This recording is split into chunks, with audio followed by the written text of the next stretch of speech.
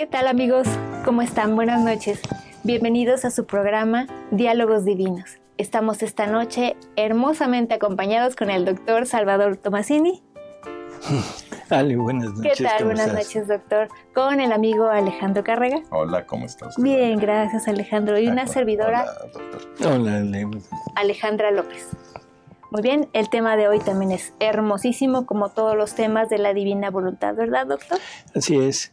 Sí, este tema es algo que vale la pena el tenerlo siempre presente, que son, el tema en general son los escritos de Luisa.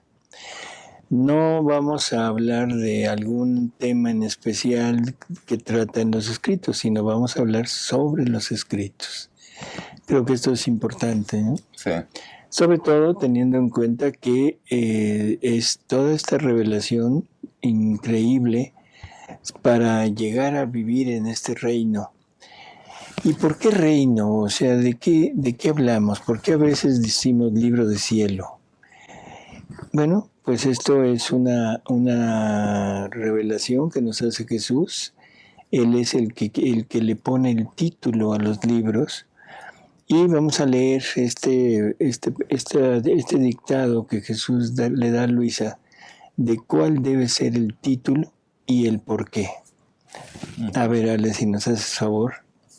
Sí, dice en el 1951, en agosto 27, 1926, en el párrafo 2, el título: El reino de mi divina voluntad en medio de las criaturas. Libro de cielo, llamada a las criaturas al orden, a su puesto y a la finalidad para la que fueron creadas por Dios. Así es. Entonces, él empieza y le dice, el título que se le dará a este libro, es exactamente lo primero, el reino, ¿sí?, de mi divina voluntad en medio de las criaturas. Esto es algo que es importante recalcar. La divina voluntad está buscando ese lugar, ese momento para poder actuar, y por eso es que está hablando del reino. Debemos recordar aquellas lecturas donde Jesús va describiendo qué es rey y qué es reino, ¿se acuerdan? Uh-huh. Y él dice que rey, o sea, es el que puede extender su vida en aquello donde reina. Entonces el Padre es rey sobre el Verbo eterno, porque Él extiende su vida en el Verbo eterno. En ese momento el Verbo eterno se vuelve reino del Padre, ¿sí? Pero luego el Verbo eterno va a extender su vida, ¿en dónde? En nosotros. Ahora entonces nosotros nos convertimos en reino de Él, y Él se convierte en rey. En fin, aquí lo importante es, si es el reino de su divina voluntad, lo quiere poner en medio de las criaturas, quiere decir que la divina voluntad quiere poner su vida sobre nosotros, para que nosotros seamos el reino de la divina voluntad. Esto quizá les parezca un poco extraño lo que vamos a decir, pero así es. Parecería que la finalidad de todos estos escritos es vivir en el reino de la divina voluntad. Pero no es así, porque si ese reino de la divina voluntad soy yo, entonces ¿en dónde voy a vivir yo? En el reino de la creación. En el reino del querer divino, que ese es el punto final. Uh-huh. Y si nos fijamos en los escritos, en los últimos escritos, casi siempre Jesús habla del reino de su querer, el reino de su querer. Por lo tanto, nosotros tenemos que convertirnos en reino de la divina voluntad. Posteriormente nos tendremos que convertir en reyes, porque Jesús es rey de reyes. ¿Sí? Uh-huh. Eso vendrá en algún otro programa alguna vez. Pero el punto es, ahora nosotros tenemos que llegar a vivir en el reino del divino querer, que es la vida divina, el acto divino, y esa es la finalidad. Por lo tanto, el convertirnos en el reino de la divina voluntad es un medio para llegar a vivir en el reino del querer divino. Es interesante, ¿no? Sí. Y luego el libro de cielo. Bueno, pues lógico, esto es puro cielo, ¿no? Y luego llamada a las criaturas al orden, a su puesto y a la finalidad para la que fueron creadas. ¿Qué nos dice esto, Alejandro? Pues que por fin nos están diciendo para qué fuimos creados. Así es. No, porque antes de eso, pues, creíamos que era para ser salvados y pues ahora vemos que no. Ahora Que estamos que llamados hay para más. algo más, ¿no? A ver, ¿y luego qué dice? ¿Aquí? No, dice, o sea, Dice, llama a las criaturas al orden, a su puesto y a la finalidad para la que fueron creadas por Dios. dice, mira, también el título, quiero que corresponda a la gran obra de mi voluntad. Quiero que la criatura comprenda que su puesto, asignado a ella por Dios, es en mi voluntad, y hasta en tanto no entre en ella, estará sin puesto, sin orden, sin finalidad. esto es un Será una punto intrusa en la creación. importantísimo, ¿no? O sea, nosotros fuimos creados exactamente para esto. Y fuimos creados para vivir en ese reino, bueno, para convertirnos en el reino de la divina voluntad y poder, por medio de esa unión, poder llevar a cabo actos, pero actos divinos, para poder incrustarnos en el querer divino. Porque ningún acto que no sea divino podría ponerse en formar parte del querer divino, del acto divino. Y por eso es que necesitamos a la divina voluntad. Cuando la criatura se convierta en el reino de la divina voluntad, todo lo que haga será producto de esa voluntad que reina en él y estará haciendo actos totalmente semejantes a los de su creador, o sea, actos divinos, por esa voluntad, esa misma voluntad que está en él, ¿no?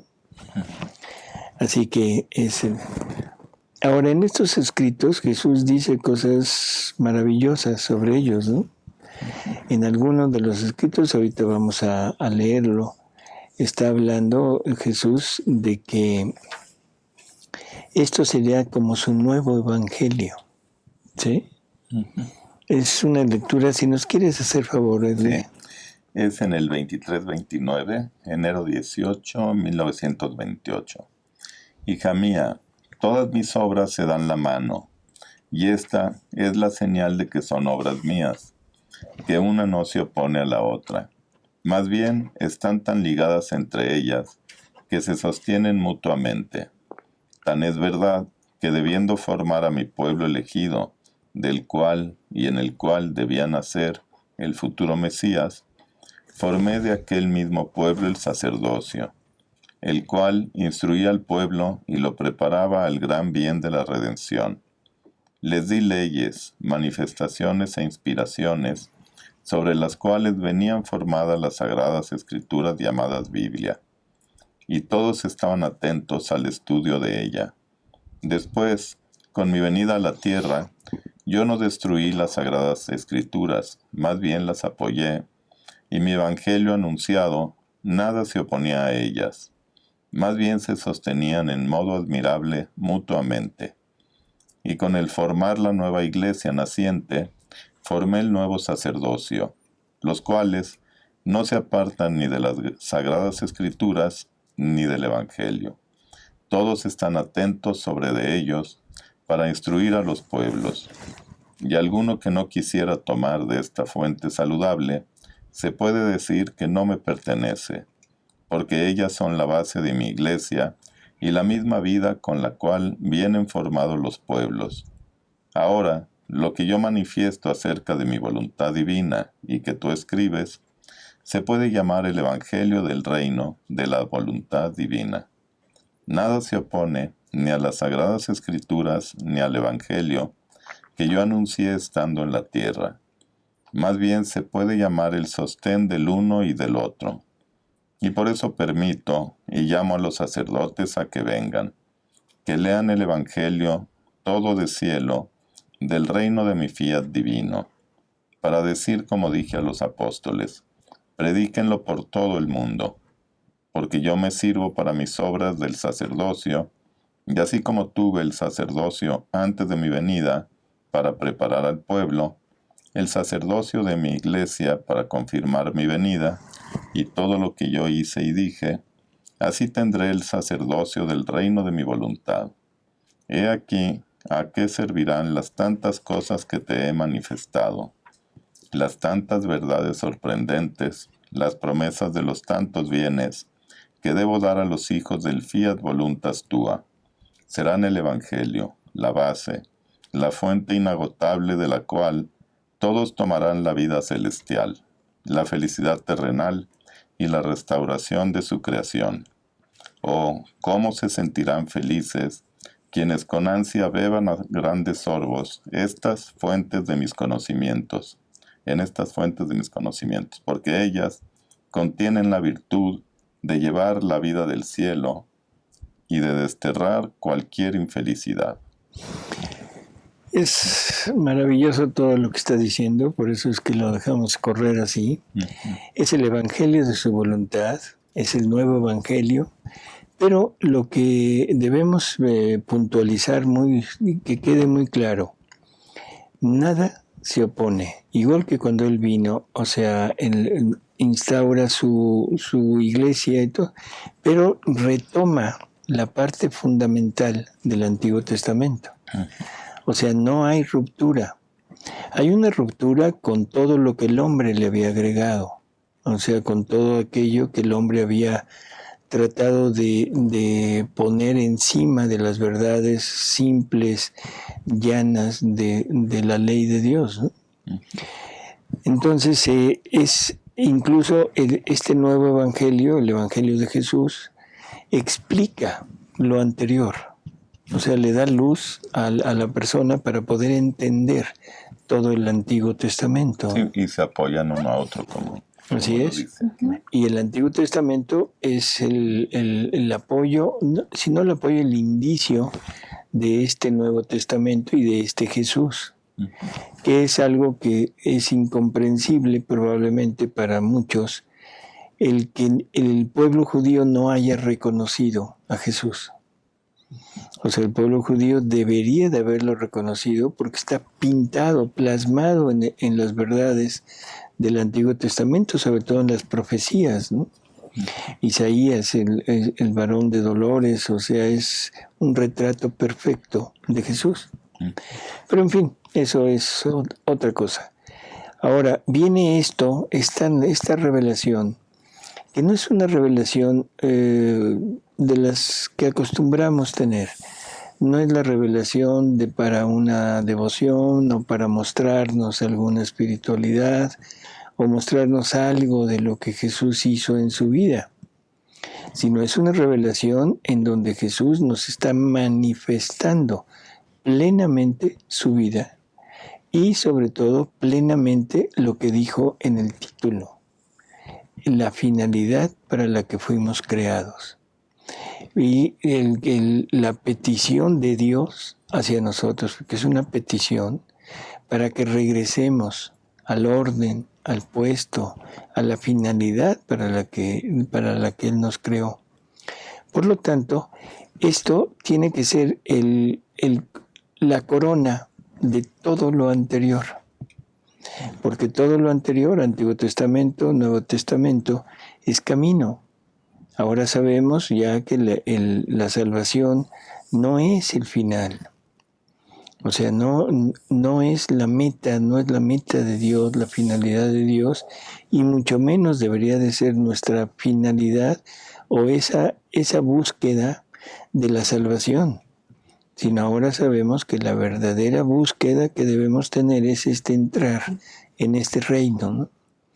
Así que nos habla Jesús de este evangelio de su voluntad, en donde todo quedará concluido y no excluirá nada, no choca con nada del evangelio normal, y sobre todo es para entender el Evangelio, ahora está esto. Y el Evangelio nos apoya estas verdades. Así que este es como una maravillosa disertación de Jesús diciendo, esto no se opone en nada a lo que conocemos, ¿no? Y viéndolo bien, 36 libros escritos y que ni una palabra se oponga, pues eso mismo debería comprobarnos que viene de Jesús. Así es, claro. Así es. Claro. Porque qué humano podría hacer eso. O sea, debe ser totalmente congruente, ¿no? Pero bueno, en fin. Ahora, realmente, ¿cómo poder saber si estas verdades realmente son palabra de Dios? O sea, en el Evangelio nos dice, por sus frutos los conocerán. Yo creo que ese es el mejor parámetro que tenemos para saber si realmente es o no es de Dios. A veces vemos que personas que están en otras religiones o en estos grupos que se han separado de la iglesia y que aunque siguen creyendo en Jesús, siguen creyendo en Cristo, se llaman iglesias cristianas, y que están muy entregados y que pudiéramos ver que realmente están siguiendo lo que Jesús quiere y que están logrando frutos en su interior. Efectivamente, o sea, hay personas que son muy piadosas, muy seguidoras de los escritos porque están siguiendo el Evangelio. Pero están siguiendo el Evangelio en su forma, en su... ¿Cómo diríamos? Lo que ellos tienen, pero lo han mutilado. Lo han mutilado, entonces, pero de todas maneras se ve que hay una verdadera entrega hacia las virtudes. Lo mismo debería de ser en nosotros, lo mismo es en nosotros. Personas que el fruto del Evangelio debe ser las virtudes, el acercamiento a nuestra iglesia, el acercamiento a María, nuestra Madre, y el acercamiento a la Eucaristía, que es algo que deberíamos de tener como punto central. Así que en la medida que algo nos acerque a esto, es en la medida en la que veremos si realmente es o no es palabra de Dios. Si algo de lo que yo lea en esto me aparta de alguna de las verdades fundamentales de nuestra iglesia, estamos casi seguros de que no es palabra de Dios o que está deformada. ¿Sí? Como en nuestros hermanos separados, ¿no? O sea, siguen a Cristo, sí, pero lo siguen y hay fracturas en la integridad de Cristo. O sea, ya no tienen a un Cristo completo, no tienen a un Cristo total. Así que hay una pequeña lecturita que vamos a ver, donde Jesús dice cómo saber si esto es o no palabra de Dios.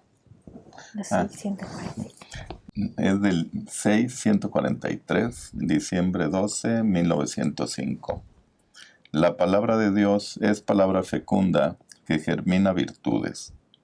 Mi palabra es lluvia, y así como la lluvia fecunda la tierra, así la señal para saber si lo que está escrito en este libro es lluvia de mi palabra, es ver si es palabra fecunda que germina virtudes. Ese es el punto, que es lo que decíamos ahorita. Entonces Jesús mismo nos lo dice, o sea, esto es lo que es importante, ¿no?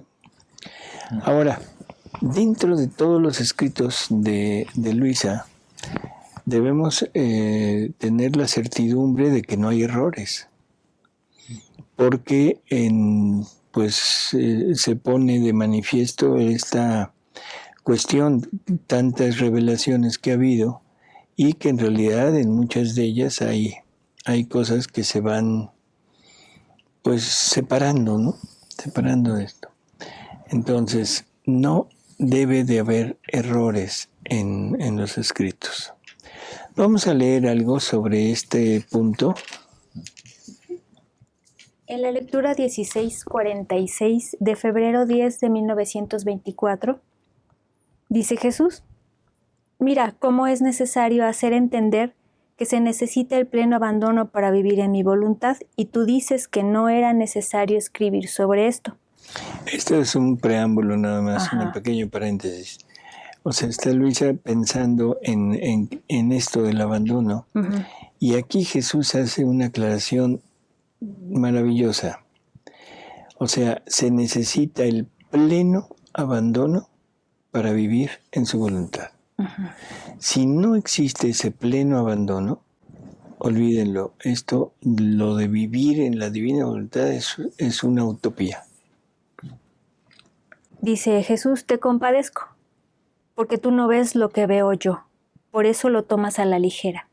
En cambio, en mi omnividencia veo que estos escritos serán para mi iglesia como un nuevo sol que resurgirá en medio de ella, y los hombres atraídos por su luz deslumbrante se aplicarán para transformarse en esta luz y salir espiritualizados y divinizados, por lo cual, renovándose la iglesia, transformarán la faz de la tierra. Es enorme, o sea, saldrán renovados y divinizados. Lógico, en el momento que el ser humano cambie a esta altura, la faz de la tierra será otra. Siempre le invocamos al Espíritu Santo y le decimos que venga para que se cambie la faz de la tierra. Uh-huh. Esto es una obra del Espíritu Santo. Es la obra completa del Espíritu Santo. Por lo tanto, tiene que cambiar la faz de la tierra. Así es. Esto es importantísimo. Qué bueno que lo sacas a colación, Ale. Porque tenemos la idea del Espíritu Santo de un segundo Pentecostés, o sea, de esta efusión del Espíritu Santo, y lo tenemos como contemplado casi como los anteriores, como todo lo que el Espíritu Santo nos ha dado, que es dones, ¿sí?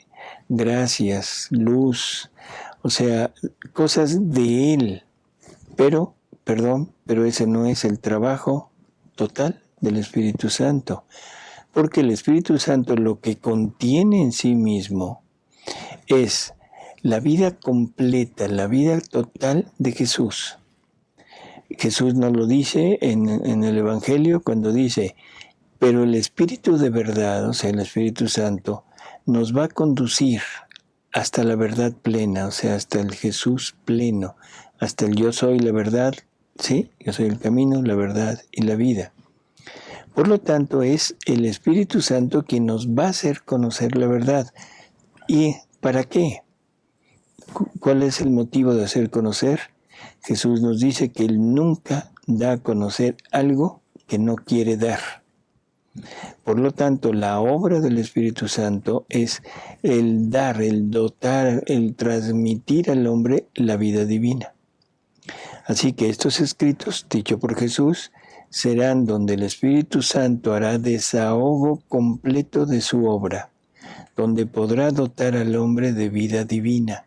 ¿Sí? Y a través de nosotros ya cambiar la faz de la tierra. Así es. Uh-huh. O sea que más bien el Espíritu Santo es el que nos está pidiendo que nosotros permitamos que Él la cambie a través de nosotros, ¿no? Bueno, sí, de alguna manera. Dios todo lo que quiere hacer lo hace a través de la criatura, ¿no? Uh-huh. Entonces está tratando de darnos toda esta efusión de vida divina, no dones. Ya los dones ya prácticamente ya no tendría una razón de ser, porque el don se lo debemos devolver. El don se lo debemos devolver para llegar a ese desapego absoluto, a ese abandono absoluto que Jesús nos pidió hacer en la lectura anterior. Y entender que cuando Él me pide lo que Él me dio, es para ver mi fidelidad. Y eso también está en los escritos, donde dice: yo le pido lo que le he dado para ver su fidelidad y poderme dar yo. Vamos a cambiar los dones por el donador. Creo que vale la pena, ¿no? Claro. Sí. Vale la pena.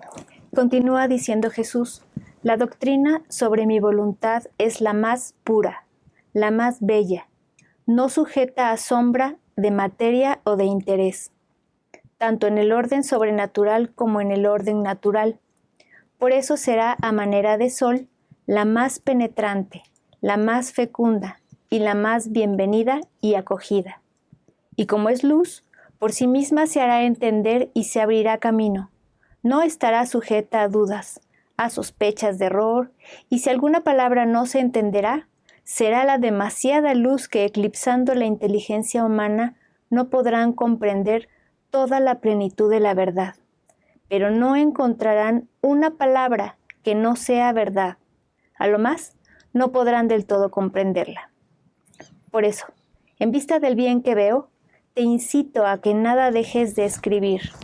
Un dicho, un efecto, una semejanza sobre mi voluntad puede ser como un rocío benéfico sobre las almas, como es benéfico el rocío sobre las plantas después de un día de sol ardiente, como una lluvia abundante después de largos meses de sequía.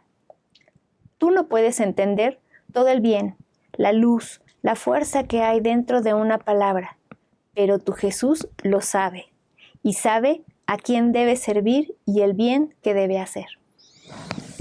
Así es. No se nos olvide que todo esto está puesto, está plasmado en los escritos de Luisa. Así que todas las verdades, todo lo que el Espíritu Santo nos quiere comunicar, tiene un camino, una vía, y ese camino son los escritos. Uh-huh. O sea que la lectura, el acercarnos a estas verdades, nos está abriendo las puertas a ese Espíritu Santo que quiere donarnos la vida divina, que es lo que contiene. Así que por eso le dice Jesús, tú no sabes, no comprendes la maravilla que es esto, ¿no? La magnitud de mis escritos. Así que bueno, tenemos esta revelación así enorme como para llamarnos la atención y tratar de adentrarnos cada día más, ¿no? Y luego Luisa duda de quién va a leer estos escritos. Uh-huh. Y Jesús le dice en el 1274, en diciembre 27 de 1918, Luisa le pregunta, Jesús mío, ¿quién irá a valorar las palabras que tú me dictas? Y Jesús le dice, esto no debe interesarte a ti, sino a mí. Y aunque no fueran valoradas, lo que no será, los tantos soles de mis palabras surgirán majestuosos poniéndose para bien de todos. En cambio, si no las escribes, impides que el sol surja, y harías tanto mal como uno que pudiera impedir que el sol surgiera sobre el cielo azul.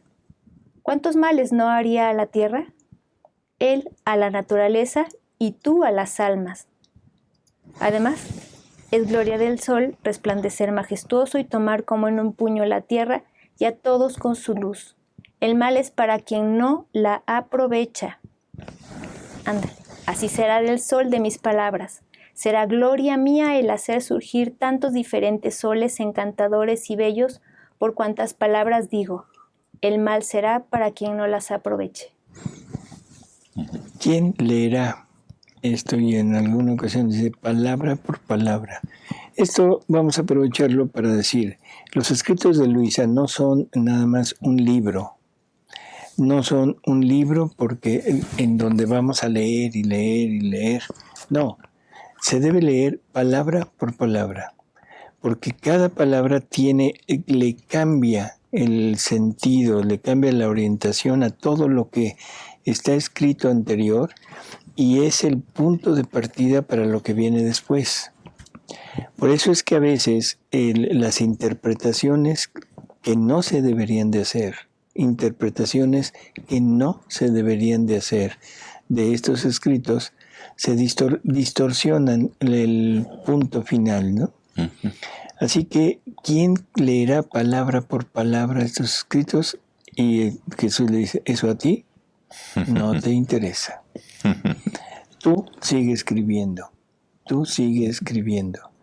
Y eso es lo que Luisa hizo, y a Dios gracias tenemos toda la obra de ella. Así que a leer palabra por palabra. Y aquí dice, por ejemplo, en lo que leyó Ale, que las palabras dice, el mal será para quien no las aproveche. Así es. Pues se oye fuerte. Se oye fuerte, pero todo aquel que oiga esto, lo tenga y no lo lleve a cabo, pues el mal será para él. O sea, no es nada más un empate, No, sino que es un mal. Aquí no hay empates. Sí, ¿no?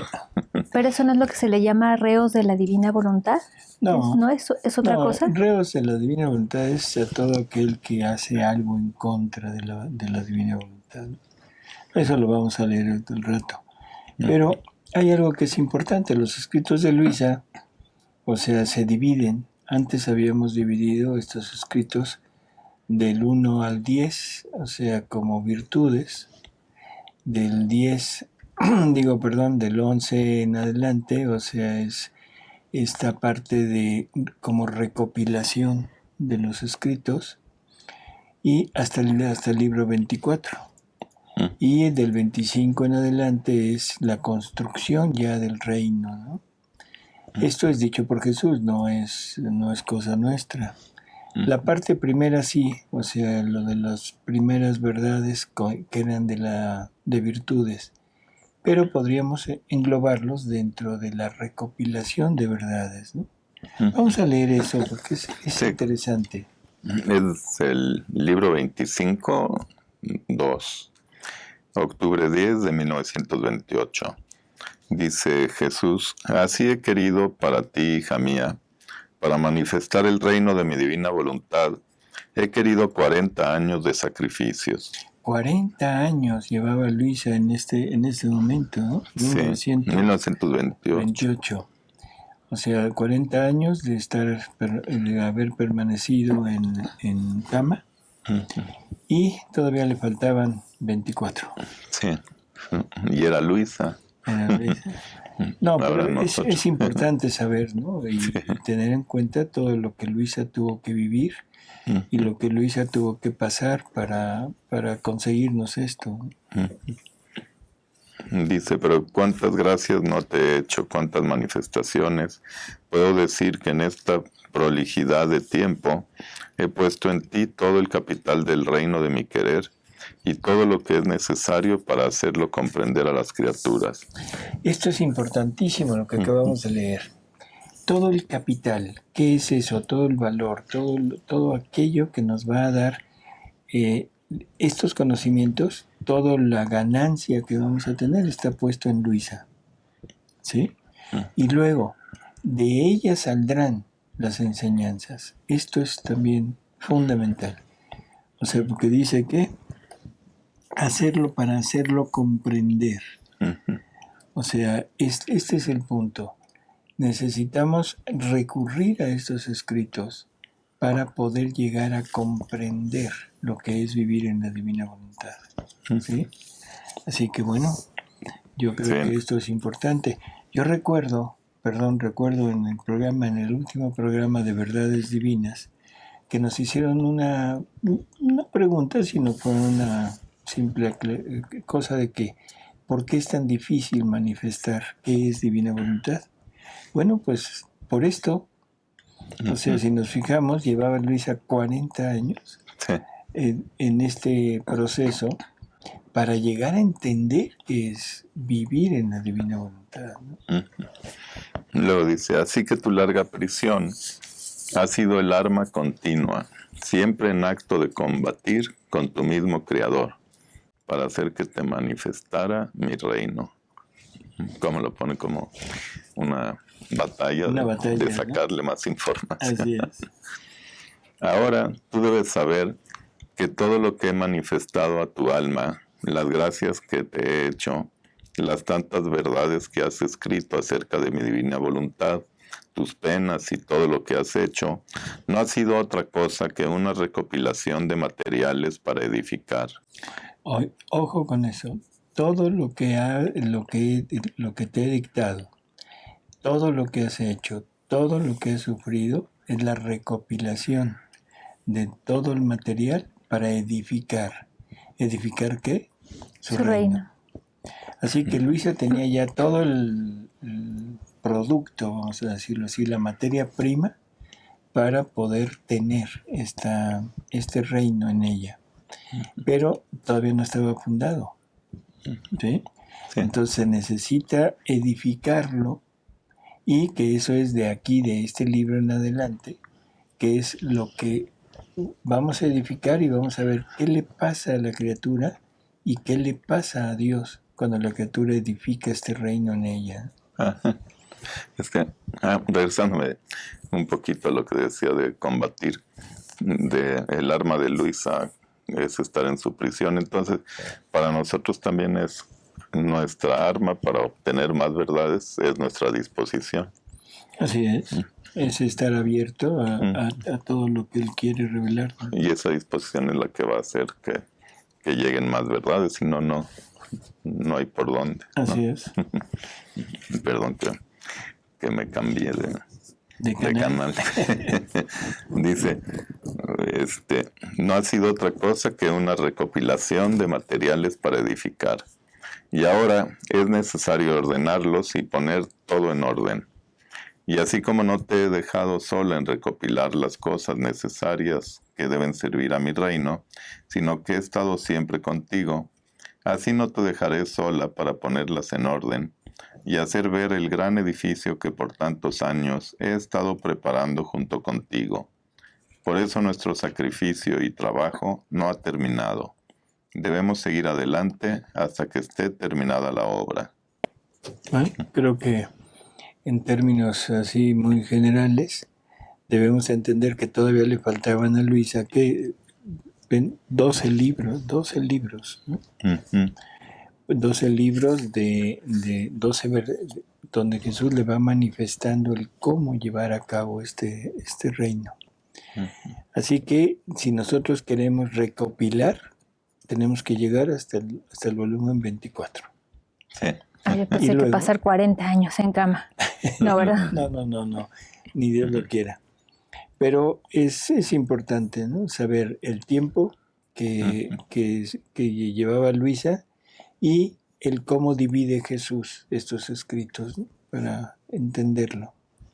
Ahora, una de las cosas que son también necesario entender, siempre que hay una revelación, es la revelación que Dios da y luego lo recibe la persona, el vidente, la vidente, como le queramos poner, y luego él o ella lo pone por escrito.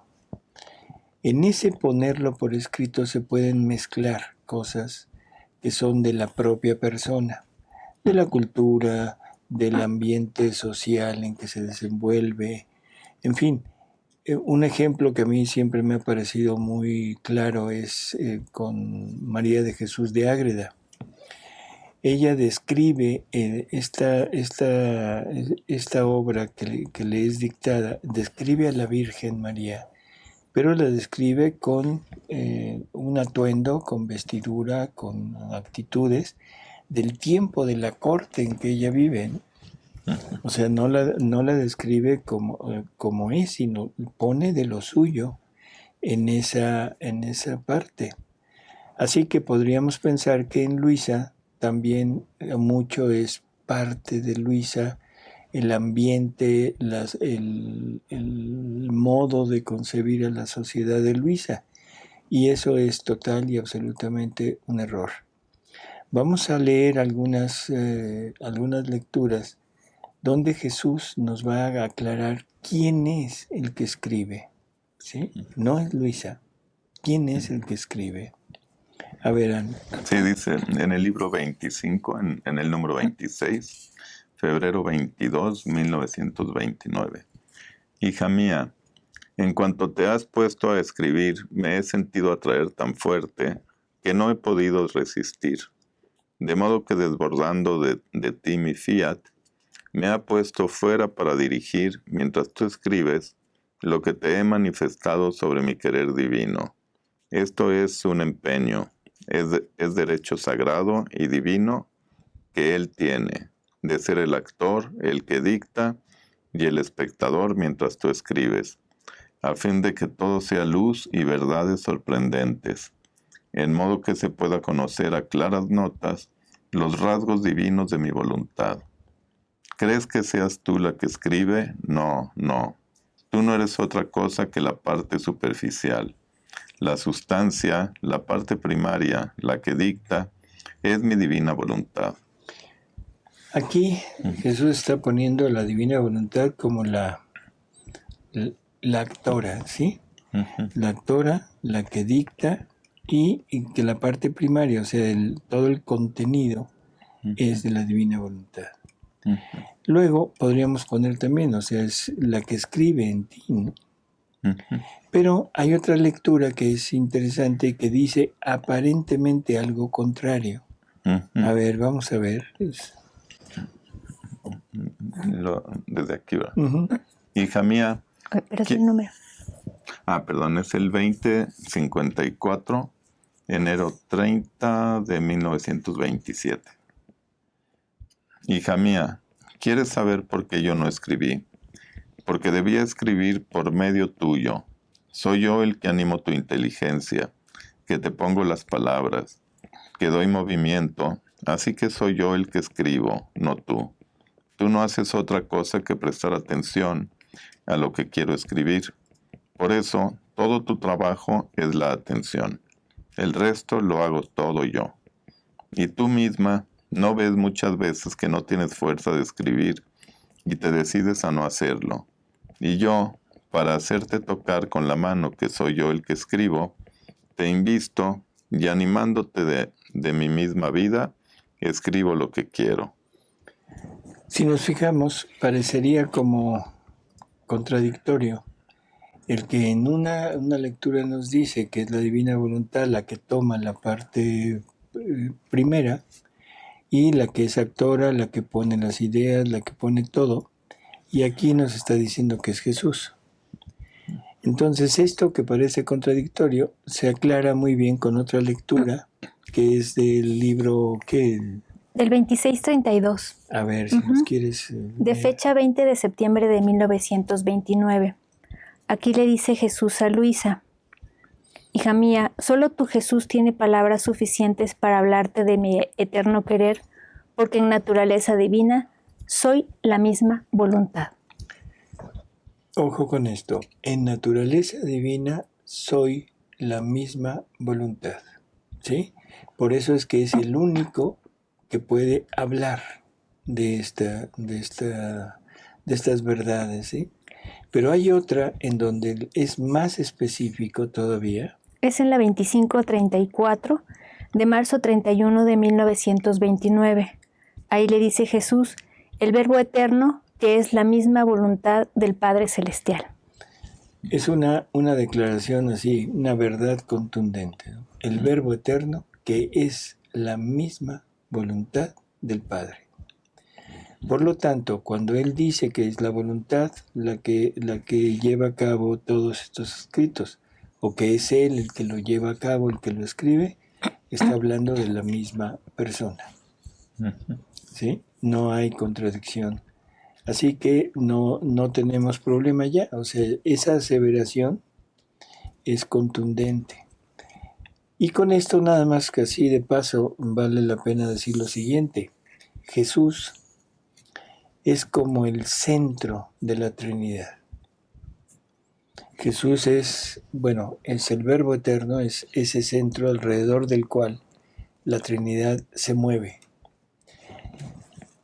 Sin el Verbo eterno no habría correspondencia, por lo tanto no habría Espíritu Santo. El Verbo eterno es la palabra de Dios, es el fiat divino. Por lo tanto, el Verbo eterno y Jesús, que es la misma persona, son el fiat, la voluntad de Dios, ¿sí? Y, o sea, con esto tenemos una idea de lo que el Verbo eterno significa, de lo que Jesús, siendo el Verbo eterno encarnado, significa. O sea, esto merecería no uno ni dos, sino quién sabe cuántos programas para ir hablando poco a poco de esta ¿cómo decir?, magnitud del ser de este Verbo eterno. Pero bueno, ahorita que nada más quedó claro que es el mismo Jesús el que lleva a cabo estos escritos. Por lo tanto, no hay parte de Luisa. No hay algo que sea de Luisa. Y esto se entiende.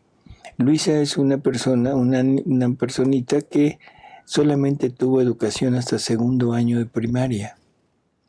Y con esta educación, con ese ambiente, con esta cultura, logra unos escritos que son de una teología infinitamente superior a cualquiera que ha habido, y lo dice con una naturalidad y con palabras tan sencillas, tan fáciles de poder entender, que en realidad debemos nada más por eso decir, aquí está el dedo de Dios. Aquí está el dedo de Dios. Esto no puede ser obra de una persona de segundo año de primaria. Además, también ella expresa que sentía repugnancia al escribir estos escritos. Si realmente hubiera sido de ella, pues no sentiría nada y a lo mejor orgullo, ¿no? Ay, mis escritos que sean publicados, qué bueno, qué alegría. Pero no le daba alegría cuando los publicaban, ¿no? Pues no, para ella era un martirio el tener que aparecer ella, ¿no? Porque ese era su problema. No por lo que Jesús hacía, sino porque ella tenía que estar presente y que Jesús le dice, hija mía, es que es necesario. Porque si no, cuando yo hable, pues todos van así, bueno, ¿y a quién le habla? Sí, claro. En fin. Y luego Luisa varias veces pone, son tonterías lo que estoy escribiendo. Pues cualquiera que escribe tonterías, pues lo borra y pone otras cosas, ¿no? Pero, así es. Dice, pero ya Jesús le aclara que no son tonterías. Incluso hay una lectura, no recuerdo ahorita dónde está, pero, o sea, qué número, pero donde Luisa dice que en sus escritos debe haber muchas tonterías y muchos errores. Entonces Jesús le dice, aún los errores servirán para hacer ver que estos escritos son míos. O sea, que no vienen de ti. O sea, por esos errores que permito que pongas, o sea, son errores no doctrinales, sino errores de ortografía, de cosas gramaticales. Y eso sirve para hacer ver que esto es mío. ¿Sí? Es interesante.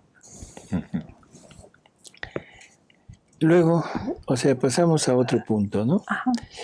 Perdón que estamos brincando aparentemente de tema en tema, pero queremos dar una vista muy general de lo que son los escritos de Luisa. Por eso es que hemos ido tocando así como pequeños temas, para dejar en claro, son de Jesús, escritos por Él, dictados por Él, todo lo que Él puso en el alma de Luisa es lo que Luisa está redactando aquí. No habrá errores, es la doctrina más pura, más bella, más santa. Todo es un contexto de cosas que nos van demostrando que aquí está la verdad. Sí, y que ahora él va a vigilar todos sus escritos. Así es. No, y los va viendo uno y no sobra ni una palabra. Así es. Todas las palabras son una verdad ahí puesta. Y luego esta parte es importante. Jesús es el que se va a hacer cargo de vigilar los escritos. Jesús tratará por todos los medios de evitar que sean manipulados. Esto es importante porque necesitamos entender que van a salir fieles a como Él los dictó. ¿Sí? Tenemos ahí Sí, aquí tenemos lectura. Una lectura, la 3615 de junio 20 de 1938. Luisa estaba inquieta porque pensaba que qué iba a pasar con todos los escritos que ella había hecho. Y Jesús le dice, hija mía, no te preocupes, yo seré vigilante custodio, porque me cuestan demasiado, me cuestan mi voluntad. nada más, toda su vida. Y después dice que él va a llamar a estos escritos testamento de amor que hace mi voluntad a las criaturas. Fabuloso, ¿no? El testamento de amor de un Dios para nosotros. O sea, creo que esto junto con el evangelio de su voluntad, en fin, nos van dando una noción exacta de la magnitud de lo que hay encerrado en estos escritos. Por último, o sea, vale la pena mencionar lo siguiente. Jesús había determinado que estos escritos se llevaran a, pues, prácticamente con, ¿cómo decirlo?, a publicar, pero por medio de los sacerdotes. Que fueran los sacerdotes los que publicaran esto, que fueran ellos los que estuvieran dándolo a luz. Y en alguna ocasión Aníbal de Francia se lleva los escritos de Luisa, se los lleva a Messina, en Italia, para que su orden, o sea, la orden de religioso que él tenía, que había fundado, o sea, los rogacionistas, que ellos se encargaran poco a poco de ir publicando estos escritos. Aníbal muere cuando Luisa está escribiendo el libro 20. Y el sacerdote que queda a cargo de Luisa empieza a pedir a los sacerdotes de Messina que le regresen los libros, porque se los habían llevado todos. Y resulta que ellos no quieren, o sea, no quieren regresarlos. Y entonces empieza a haber una, ¿cómo decir? Jesús dice que es como que se mandan cartas tremendas en donde cada uno da sus razones, unos para que regresen y otros para quedárselos. Entonces Luisa, pensando en eso, dice, ¿cómo debe estar disgustado Jesús? Y Jesús le dice, te equivocas, estoy feliz porque estoy viendo el interés que ellos tienen por estos escritos, y eso a mí me agrada, o sea, ver cómo están peleándose por esto, ¿no? Desgraciadamente esto no era real. Un poco de tiempo después se ve que los sacerdotes de Messina pierden dos o tres libros, y Jesús pues prácticamente se enoja, ¿no?, por esto. Entonces Luisa le dice que si él podrá dictarlos nuevamente, y dijo no, para castigo de ellos, por el descuido que han mostrado, esto no los volverá a dictar. Llegará un tiempo después en que busque la manera de sacar esas verdades, porque todas las verdades de la divina voluntad están conectadas. Y si quitamos 2 libros o 3, queda trunco el reino, y no habría posibilidades de llevarlo a cabo. Pero en ese momento, y a esos sacerdotes, no. Y dice que si no encuentran esos libros, se volverán reos de la divina voluntad. Y ahí se mostró algo, no tenían interés en publicarlos. Los guardaban, los querían como recuerdo de su padre fundador, o sea, como recuerdo de Aníbal y María de Francia. No tenían interés ni siquiera en leerlos o en publicarlos, menos. Así que empieza esa lucha entre ellos, empieza ese enojo de Jesús de manifestar el enojo porque los habían perdido, hasta que a final de cuentas son encontrados y junto con eso son regresados a Corato para que vuelvan a estar en posesión de Luisa.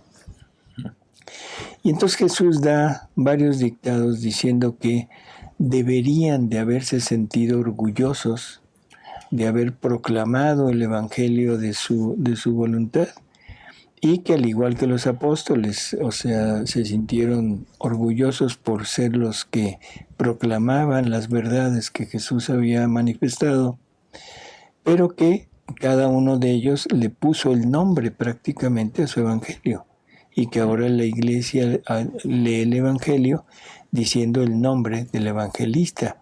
Dice que lo mismo hubiera sucedido con los escritos, y que deberían de haberse sentido orgullosos, pero que por motivos triviales no lo quisieron llevar a cabo, y entonces él manifiesta que buscará a otras personas que estén dispuestas a poderlos publicar y a poderlos difundir, para que sus verdades se difundan, porque esto es un decreto divino. Y Jesús manifiesta el ansia que tiene por esa difusión y porque se publiquen, ¿sí? Así que es interesante ver cómo se desarrolla todo esto, y sobre todo entender que los sacerdotes a los que se les había confiado no lo quisieron hacer. De todas maneras, este reino tendrá que salir de los sacerdotes. Ellos serán los que se decidan a difundirlo, ¿no? No puede ser labor de laicos, tiene que ser labor de iglesia. Así que tarde o temprano habrá sacerdotes que se interesen, que se adentren en esto, y que ellos sean los que lo empiecen a difundir en forma masiva, ¿no? Y afortunadamente, gracias a Dios, ya hay indicios de esto, ya hay sacerdotes que lo están adoptando, que lo están estudiando y que están empezando a difundirlo. Qué bueno. Así que bueno, pues amigos, con esto esperamos haber dado un breve repaso sobre lo que es la Divina Voluntad, los escritos de la Divina Voluntad, y esperamos sus comentarios, si es que tienen alguno, sobre este tema tan importante, ¿sí? Así que, pues Alejandro, gracias. Alejandra, Gracias, muchas gracias por estar con nosotros. Y ya un último comentario. Hermanos, pensemos algo. Qué afortunados somos en estar en este momento de la historia en que nos llegaron estos escritos, que mucho le costó a Jesús y que mucho le costó a Luisa. Valorémoslos, leámoslos y por favor démosle crédito que esto realmente es divino, es de Jesús, viene de Dios. así es. Gracias Alejandra. Gracias por Y nos vemos participar. en el próximo programa de Diálogos Divinos. Diálogos.